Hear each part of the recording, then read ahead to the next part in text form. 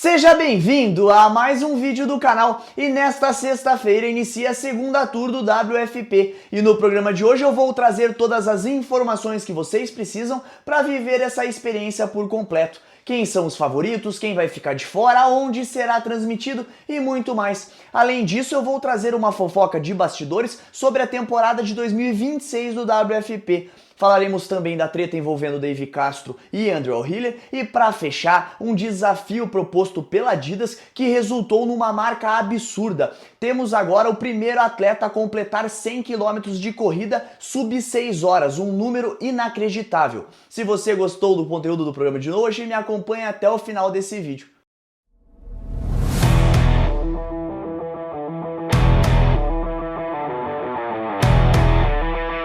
Vamos começar o programa de hoje falando do WFP, porque neste final de semana teremos a segunda tour, que será realizada em Mesa, no Arizona, e promete fortes emoções dentro da arena. E o meu objetivo nesse programa é trazer todas as informações possíveis para que vocês vivam uma experiência completa.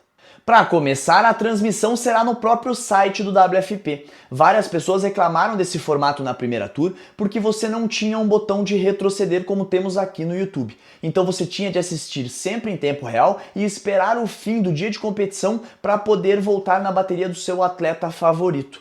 Bom, segundo a organização, esse problema foi resolvido para essa tour porque agora temos um botão de retroceder no site do WFP.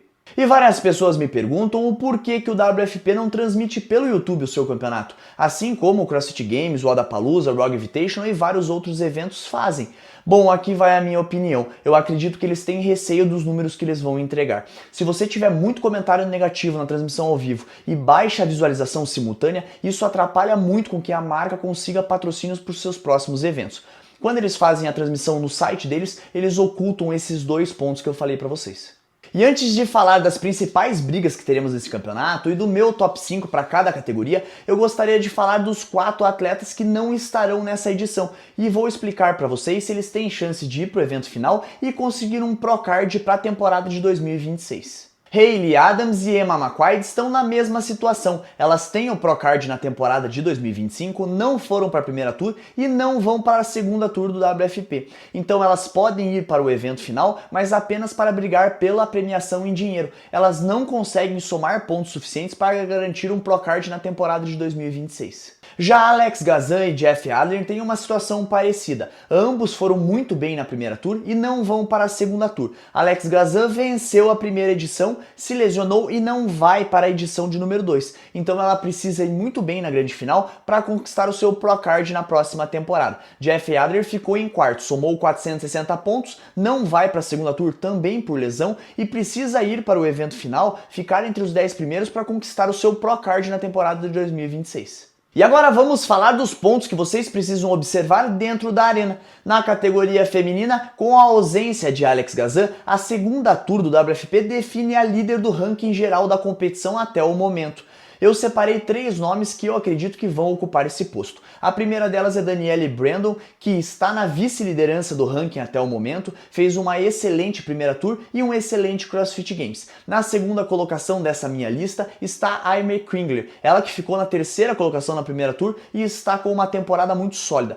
E para fechar temos Lucy Campbell, a surpresa do CrossFit Games, que está em quarto no leaderboard até o momento, pode surpreender a todos e chegar à liderança. Outro ponto importante na categoria feminina é a performance de Laura Horvat. Ela que era a minha favorita e a de vários outros analistas para vencer a primeira tour e não performou muito bem, terminou na 9ª colocação, é sim uma das grandes favoritas para a segunda tour. Ela vem descansada, ela não competiu no CrossFit Games e fez uma preparação sólida para entregar todo o resultado que ela pode dentro da arena. E aí temos uma dúvida, será que ela vai escalar o leaderboard e garantir pelo menos o seu Procard para a temporada do ano que vem?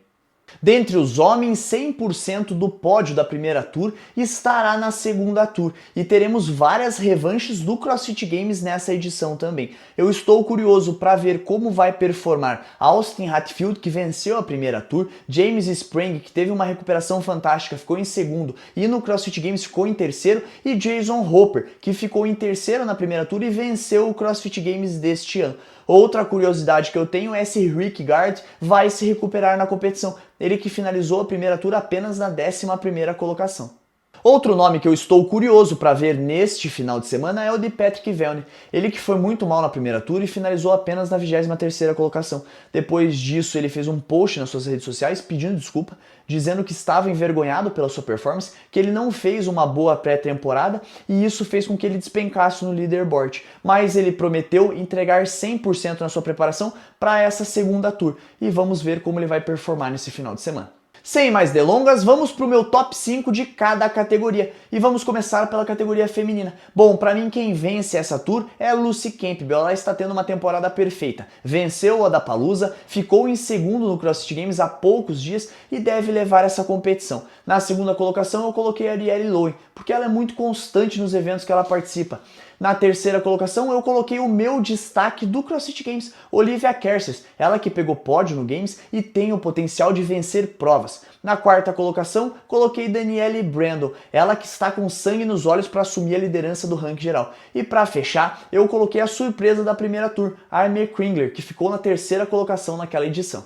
Na categoria masculina, para mim quem vence essa competição é Austin Hatfield. Ele está fazendo uma temporada perfeita, venceu o Mayhem Classic, venceu a primeira tour do WFP, ficou em quinto no CrossFit Games e se não fosse um vacilo na prova do pegboard poderia ter vencido a competição e na minha opinião ele leva com facilidade a segunda tour. Na segunda colocação eu coloquei o Ricky Gard. Ele não foi tão bem na primeira tour, mas há poucas semanas atrás ficou em segundo no CrossFit Games e ele permaneceu nos Estados Unidos. Ele que é um australiano, permaneceu nos Estados Unidos para fazer uma pré-temporada para essa segunda tour. Então ele vem com força total. Na terceira colocação eu coloquei James Sprank, ele que foi o vice-líder da primeira tour e está performando muito bem. Quase todo o campeonato que ele vai, ele fica nas 3 primeiras colocações. Na quarta colocação eu coloquei Jason Hopper, que ficou em terceiro na primeira tour, venceu o CrossFit Games em poucas semanas, mas eu não sei se ele tá com aquele gasto total para entregar o seu 100% de performance nessa edição do WFP. Na quinta e última posição do meu top 5, eu coloquei Dallin Pepper. Ele que ficou em segundo lugar no CrossFit Games 2024, quarto lugar em 2025 e é sempre um nome presente no top 5 das principais competições. Outro ponto importante a se observar é o número de espectadores que teremos no evento. A Denise do Sevan Podcast trouxe a informação que a venda de ingressos está flopada. Segundo ela, a venda está inferior ao que foi vendido para a primeira tour. E só para a gente recapitular, no primeiro evento o ponto fraco foi o número de espectadores. Havíamos várias cadeiras vazias, o que a transmissão até tentou disfarçar, mas que não foi possível. Então imagine o quão baixo será o número de espectadores lá no evento. E agora vamos para a fofoca que eu prometi para vocês. Lembrando, aqui são informações de bastidores, não é nada oficial. Tudo pode ser até boato. Bom, o apresentador do Sinsclade Media disse que ouviu lá no CrossFit Games do Age Groups que na temporada de 2026 do WFP teríamos 2 mudanças importantíssimas. A primeira delas seria a ampliação do contrato dos atletas para valores maiores, ou seja, os atletas receberiam até 6 dígitos de valor de contrato. Porém, isso iria exigir o segundo ponto, que era uma exclusividade com o WFP, ou seja, eles não poderiam competir no CrossFit Games, eles teriam que escolher.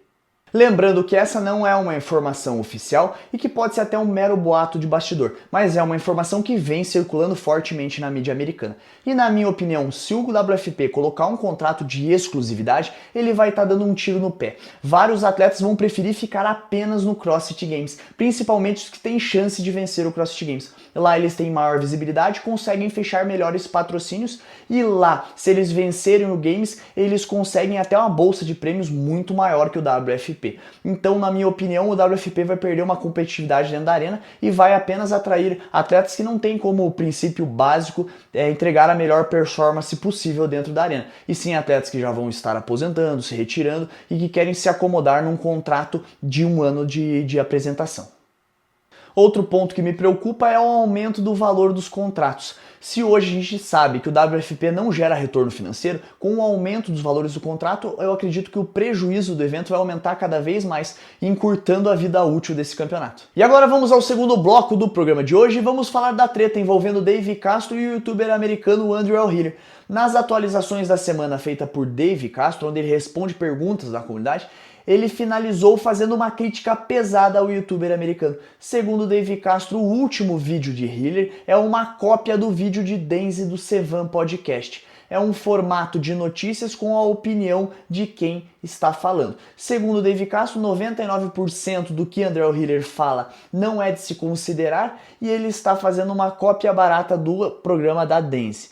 E no final ele enfatizou, se você está procurando notícias com boa comunicação, procure a Dance do Sevan Podcast. André Hiller veio a público para se defender e disse que já fez esse mesmo formato de programa em outras 4 vezes e algumas delas foram antes da Dance ter o programa no Sevan Podcast. Outro ponto importante é que ele disse que Dave Castro está chateado com ele por conta do vídeo do pegboard. E só para contextualizar, esse vídeo do pegboard que Hiller se refere é uma resposta que Hiller fez à desculpa de Dave Castro para a dificuldade dos atletas no pegboard do CrossFit Games. Segundo Dave Castro, a dificuldade era que o pegboard era mais alto, continha mais furos do que os atletas estavam acostumados a treinar. Hiller fez um vídeo contestando essa argumentação, dizendo que o problema não era o número de buracos, e sim que a superfície estava lisa, fazendo com que os atletas escorregassem na hora de fazer a alavancagem para mover para o próximo buraco.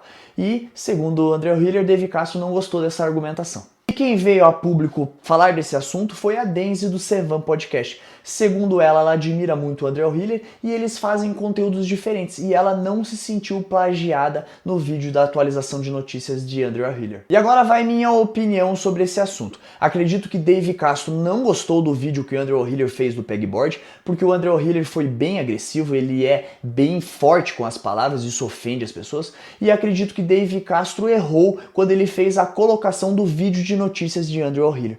Eu, como comunicador, falo, a gente utiliza as notícias dos outros meios de comunicação sempre respeitando a fonte e colocando a nossa opinião em cima.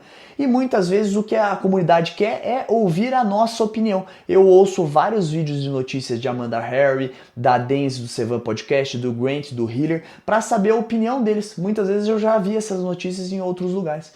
Então eu acho que o Dave Castro errou. A gente usa das notícias da fonte, a nossa opinião é sim importante. E um ponto interessante, a gente está divulgando o CrossFit e movimentando o meio.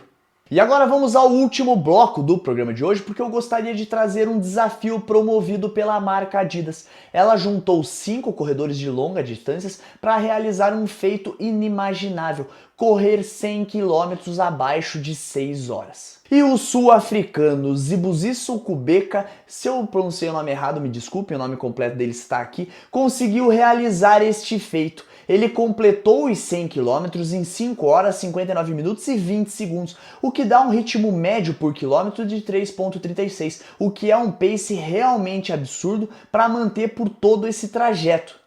E nesse tipo de desafio, as marcas tentam conciliar o limite da performance humana com a melhor tecnologia possível para atingir marcas inimagináveis.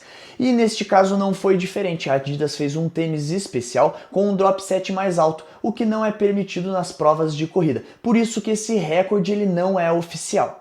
E é claro que toda a tecnologia empregada pela marca e toda a organização do evento para que fosse possível chegar a esse resultado não diminui todo o esforço feito pelo atleta. Ele correu de maneira sólida, manter 3,36 por quilômetro durante 100 km é algo que chega no limite do corpo humano e ele mereceu ser o primeiro atleta a correr abaixo de 6 horas esse desafio. E o único ponto negativo, na minha opinião, foi que a Adidas não realizou uma transmissão ao vivo, nem uma livezinha para a gente poder acompanhar esse evento. Então eles pecaram um pouco na parte da publicidade. Mas foi um feito muito legal que conciliou a tecnologia do desenvolvimento de um tênis por parte da Adidas com uma performance absurda do atleta sul-africano. E assim chegamos ao fim de mais um vídeo aqui no canal do Odd News. Se você gostou do conteúdo do programa de hoje, não esqueça de curtir, comentar e compartilhar para me ajudar no engajamento do canal. E não esqueça de ativar o sininho para não perder nenhum conteúdo do meu, do seu, do nosso Odd News.